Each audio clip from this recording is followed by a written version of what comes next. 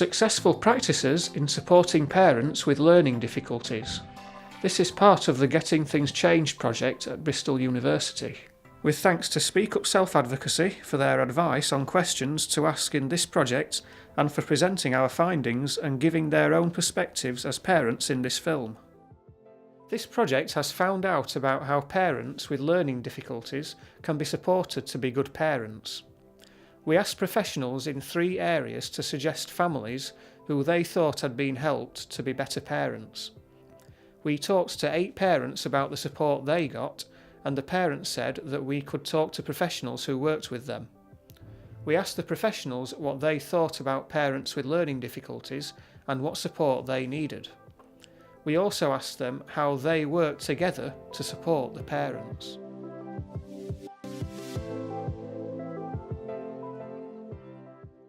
Parents said that they had all come across at least one professional who they didn't trust. Parents felt that they were not heard or respected by these professionals. The support I didn't get when I was a parent with my second child, it was okay from the start, but when it comes to the social worker, it went a little bit wrong. I did have to prove it to the social worker until I was innocent.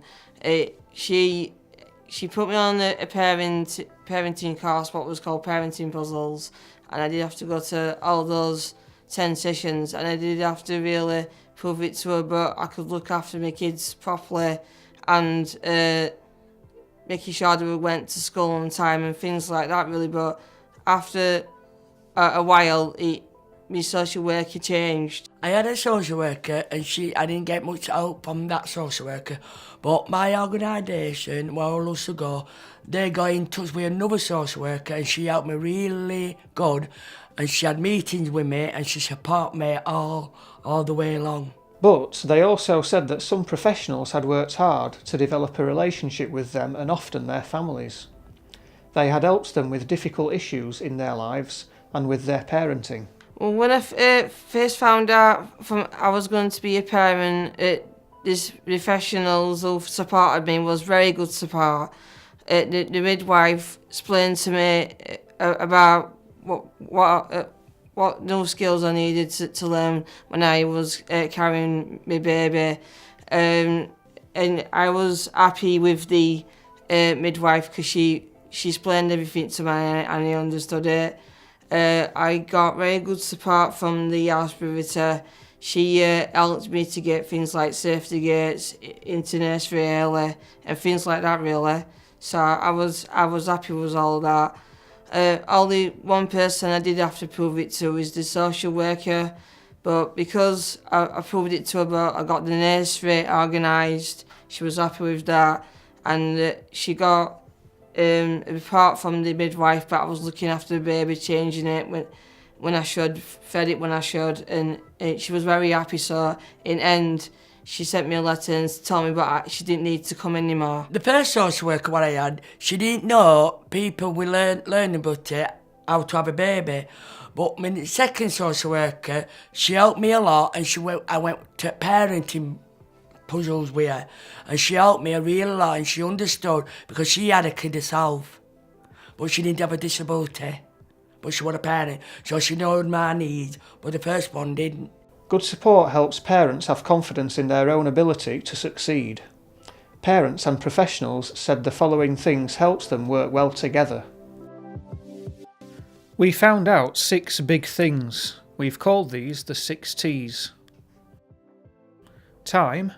Professionals spending extra time with parents to get to know them, explain things, and to show them how to do things. Trust. Where the parent trusts the professional and the professional trusts the parent. Tenacity. Professionals sticking with the parents and working on difficult issues together. This might even take a few years. Truthfulness. Being honest with the parents about why they are worried about the children. Also being honest about what might happen to the children, and parents being honest when they didn't know what to do or were worried about their children. Transparency. Making sure everybody knows and understands what is happening. Everyone should be sharing information. Tailored response. The support given to parents has been thought about very carefully so that it is right for them and their family. Parents also liked having an adult social worker, making friends with other parents through parenting groups or college courses. Professionals believe that parents with learning difficulties need support. They also said that parents might not understand all the different things they need to do to keep their children well and safe.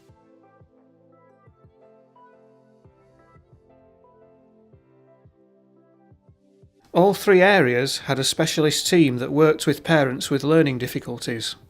These teams worked with the other professionals, like a wheel with spokes. The specialist team was the hub, the middle part of the wheel. The other professionals were the spokes. The other professionals were happy to work with this team and learn from them. They all moved forward together. The specialist team helped other professionals think, like they did, that parents needed support and help so that their children were safe. When other professionals respected parents and wanted to support them, the professionals in the specialist team confirmed this. This means they said yes, that's the right way to do it. Some professionals didn't see parents positively, or thought that parents were not working with them as they should. The specialist team helped these professionals to understand the parent and all the barriers they were facing in their lives.